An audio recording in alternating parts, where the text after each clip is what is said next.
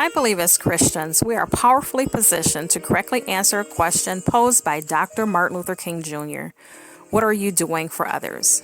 For like Jesus, we too are seeds planted within the earth, expected to bring forth an abundant harvest for God's kingdom. You see, John 3:16 clearly outlines that God so loved the world that he gave his only begotten Son, that whoever believes in him shall not perish but have everlasting life. Yes, Jesus' life, including his death and resurrection, was the ultimate seed that provides the only pathway whereby mankind can be saved, the harvest. And through spreading the gospel of his kingdom, we can continue to help bring others to salvation in him, a more abundant harvest. Thus, just like Jesus, we are meant to serve God and others through our gifts, demonstrating his love and our overall lives for God's glory alone. So the question remains, what are you doing for others? And might I add, that will help advance, develop, expand, and spread the kingdom of God. So on this day, the day set aside where we remember the greatness of Dr. Martin Luther King Jr.'s life, I'm reminded of one of the most powerful things that Dr. Coretta Scott King shared about her decision to marry him. She stated that Dr. King had asked her to marry him several times, but she didn't immediately say yes. She said she knew she wasn't just marrying Martin Luther the man, but that she was marrying his vision. And until she could fully support the breadth of who he was, including his vision, she wouldn't say yes.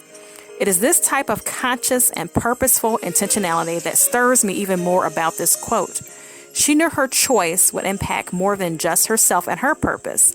It would impact Dr. King, his vision, his dream, his purpose, and everyone they were meant to individually and collectively influence and inspire.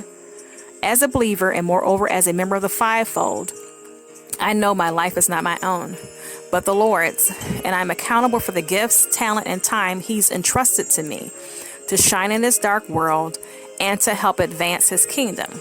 And church, each of our lives has such tremendous impact and meaning, which is realized when we intentionally, both individually and collectively, fulfill our godly purpose.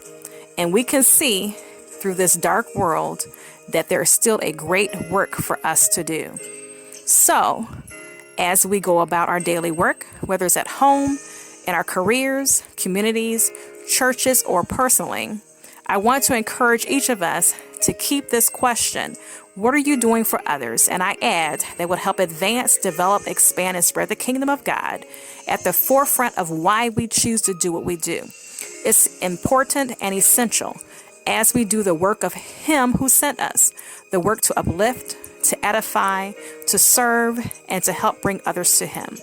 For when we truly surrender our lives to God's purposeful service, we too can see the beauty of a life well spent.